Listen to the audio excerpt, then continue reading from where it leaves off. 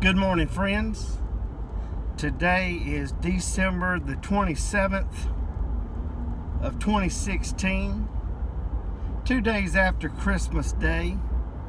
And here in Georgia, it is extremely foggy. And, that's kind of how people's vision is here in these last days. It's very foggy. Cloudy. It's hard to see what's going on unless you know the scriptures and know what to look for. Let me share something with you that will hopefully put things into focus. We as human beings, we have a very short attention span when it comes to some of the things of God. And we are living in a day and age where we want things instantly. We have instant potatoes and instant grits and a lot of things that are instant. You just add a little water and throw it in the microwave, in 30 seconds, it's ready. And even our drive-thrus at these little sandwich shops we go to, Wendy's and McDonald's and Arby's and the like, we pull up to the window and order, and if we have to wait 5 or 6 minutes, my goodness, we don't think, seriously. And of course, some of them, they try to get your meal out within 2 or 3 minutes. But if we have to wait 6 or 7 minutes, my goodness, that's terrible. So, we're conditioned to that. And when it comes to the things that is going on right now in prophecy, we are all looking for one day. And if things just don't happen on that one day, it's like, oh, well, nothing happened. Well, I made a video explaining how possibly there could start a war by Turkey, possibly, I said, on Christmas Day or the day after, meaning the second day of Hanukkah. Well, now we're in the third day of Hanukkah. So, of course, nobody attacked Israel with military weaponry. But, friend, our president did something almost equally as bad to Israel as if we would have launched a single missile strike against them. The United Nations put forth a decree for Israel to stop building in what they call the occupied territory, which is the area that Israel won in the Six-Day War in 1967. And instead of vetoing that decree, he abstained, which allowed it to pass.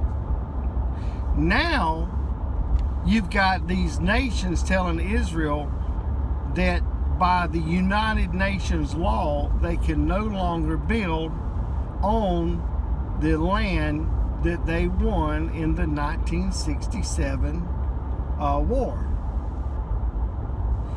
Which, of course, they won East Jerusalem, they won the Temple Mount, and Gaza Strip, and so forth. And they are wanting Israel to go back to the 1967 borders because they know that Israel cannot defend itself if they go back to the areas of 1967 or pre-67. And now there are so many of the children of Israel living in Israel, in Jerusalem, there's no way that they can go back, and plus Israel, the nation of Israel, has taken that land and made it blossom with technology and fruit and flowers, and that land was dead. Nothing would grow there until the children of Israel came home, and man, did it start blossoming like a rose. Now stay with me here. I'm going to share something with you that we got to do like Samson did. We got to shake ourselves, and if we have to, get some smelling salts, and we've got to wake up, my friend, because we're about to see some serious stuff here. Now, so what we've got going on right now, we have got, I think it's January the 15th, that 70 countries are going to meet to decide what they're going to do in dividing Israel to create a Palestinian state. Now, my friend, President Netanyahu has already said, or Prime Minister Netanyahu has already said he will not abide by this ruling. He's going to continue to build on this land. Now, we've got Donald Trump, and I'm going to tell you what, if Hillary Clinton would have won the election, I don't think they would have pressed the issue as fast as they're pressing it right now, because Hillary was right along with the New World Order in their plan on taking over Jerusalem and Israel. But now that Hillary didn't win, and the New World Order's little man's is still in place, which is Obama, he's got until the 19th to do what he's going to do, because on the 20th, we're going to have us a new president who loves Israel, who will stand by Israel. So now the New World Order, the United Nations, and the elite, they're pressed for time. They got to make something happen, and make something happen fast. So they're trying to shove this two-state solution down the throats of Israel. Now, I want to draw your attention back to this young man named Nathan, who died and saw things that God allowed him and showed him what was going to happen. And that young man clearly stated, he said that the United Nations was going to come against Israel. He said all of them, all 70 of them, and he named that number 70. Now, friend, you know as well as I, there is more than 70 nations that is part of the United Nations. But he stated that there would be 70 that would come against Israel, and that Obama would be the one that would lead this against Israel. He also named Russia. He named Iran. Now, friend, I suggest you go back and read the transcript of what that man stated, the young boy that is, because we are about to see what he saw almost 2 years ago happening today. And see, just because he saw something almost 2 years ago, just because God has given us a 2-year heads up, it's like that instant grits. You know, if it don't happen immediately, we're ready to just throw it away, as if it has no prophetic truth. But God gives us plenty of time to prepare for the days that we're about to enter. Now, friend, let me tell you what I see could very well happen. This is what we need to be looking for. If we see these 70 nations come up with their plan on separating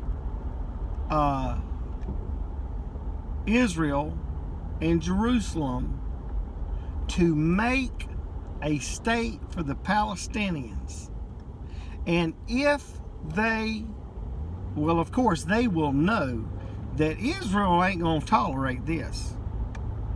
But the carrot that Israel might bite on is this.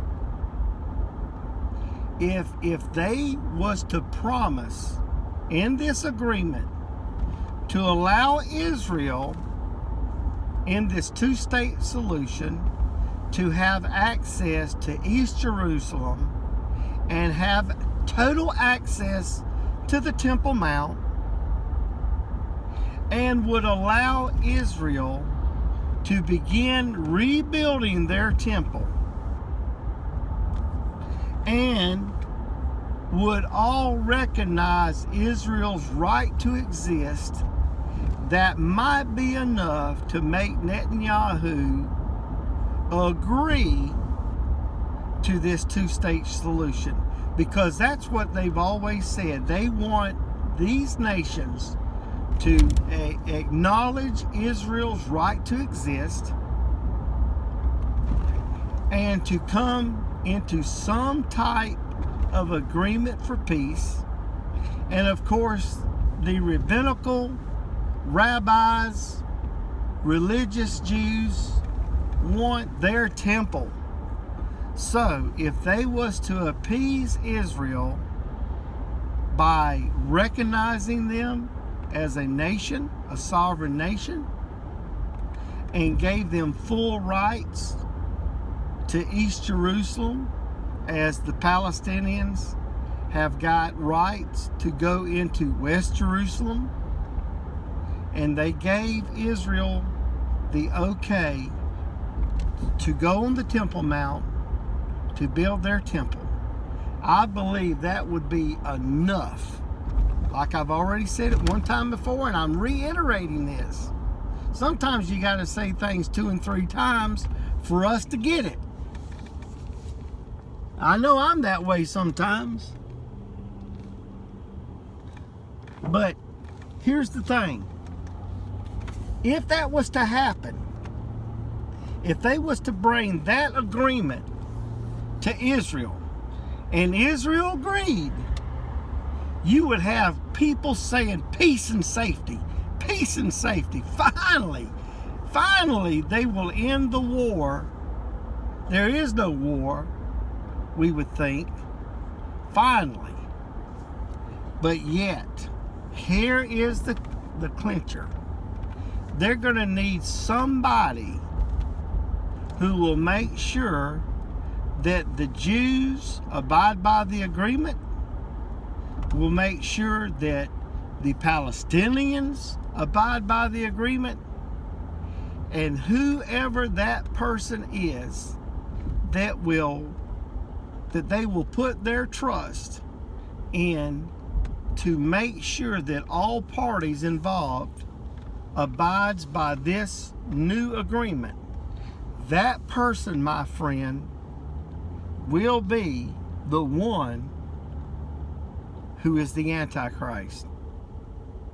Because the Bible plainly says he will confirm a covenant with many for 1 week. He will confirm the covenant. Not necessarily makes the covenant, but he confirms it. And I'm just going to say this as speculation. If they said, okay, we need the Pope to make sure that everybody agrees or follows, then of course the Pope's the Antichrist. If they have turkeys Erewhon to make sure everybody abides by it. Erewhon would be your Antichrist. If they have Bashar Assad of Syria, he would be your Antichrist. So I'm just telling you, hey, if they asked Donald Trump to make sure that we agreed, that everyone agreed by that agreement, then Donald Trump would be your Antichrist. That is how you will know who the Antichrist is. So friend, let me say this before I have to end this video. You know from my previous videos that the prophecy of Rabbi Judah ben Samuel will end on the 24th of January. 24th. They're going to meet on the 15th of January, these 70 nations. So you got them meeting on the 15th. You got Donald Trump being sworn in as the new president on the 20th of January. And then on the 24th, you have Rabbi Judah ben Samuel's prophecy ending, which will be followed by the Messianic end times, which is the tribulation period. So friend, January of 2017 is going to bring some extremely profound end times events, and soon you and I will be raptured and we'll be home. God bless you, my friend, and please share this video. God bless you.